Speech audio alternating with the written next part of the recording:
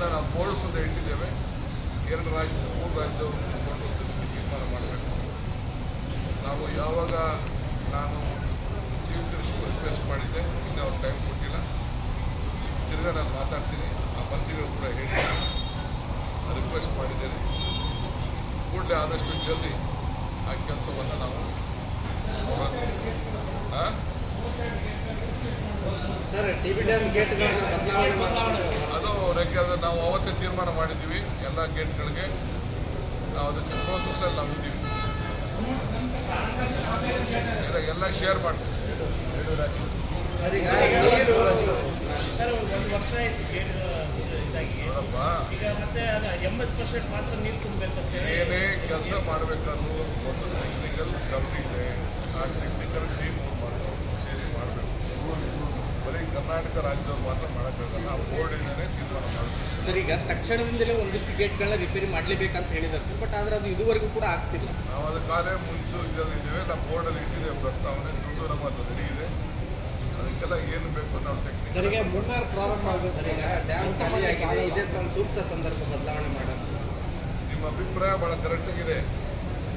ಬೋರ್ಡಲ್ಲಿ ತೀರ್ಮಾನ ಆಗಬೇಕಲ್ಲ. 3 ರಾಜ್ಯದವರಲ್ಲ, ಒಂದೇ ಇಬ್ಬರಾಗಿದೆ ತೀರ್ಮಾನ ಮಾಡೋದು. 3 ಜನ ಸೇರ್ಕೋಬೇಕಲ್ಲ. ಅಂದರೆ ಈ ವರ್ಷ ಆಗಲಿಕ್ಕಿಲ್ಲ ಸರ್. ಸರ್, ಈ ವರ್ಷ ಆಗಲಿಕ್ಕಿಲ್ಲ. ಬೇಸಿಗೆ ಮುಗಿಯಕ್ಕೆ ಬಂತು ನೋಡೋಣ. ಈ ಕಾರ್ಯಕ್ರಮಕ್ಕೆ ಮಲ್ಲಿಕಾರ್ಜುನ್ ಖರ್ಗೆ ಸಾಹೇಬರು, ರಾಹುಲ್ ಗಾಂಧಿ ಅವರು, ವೇಣುಗೋಪಾಲ್ ಸಾಹೇಬರು, ಸುರ್ಜೇವಾಲಾ ಸಾಹೇಬರು ಮತ್ತು ರಾಜ್ಯದ ಎಲ್ಲ ಮಂತ್ರಿಮಂಡಲದ ಸದಸ್ಯರು ಮತ್ತು ನಮ್ಮೆಲ್ಲ ಶಾಸಕರನ್ನು ನಾವು ಆಹ್ವಾನಿಸ್ತೇವೆ. ಎಲ್ಲ ಪಾರ್ಟಿ ಲೀಡರ್ಸ್ ಕೂಡ ನಾವು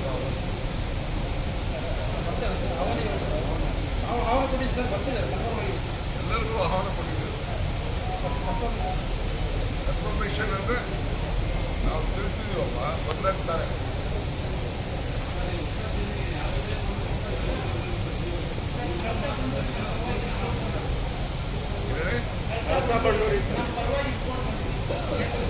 ಹೌದಪ್ಪ, ನಾನು ಮೊನ್ನೆ ತಾನೇ ಮಿನಿಸ್ಟರ್ ಹೋಗಿ ಭೇಟಿ ಮಾಡಿ 4 ಜನ ಹುದ್ದೆಗೆ ಭೇಟಿ ಮಾಡಿ ಬಂದಿದ್ದೀನಿ.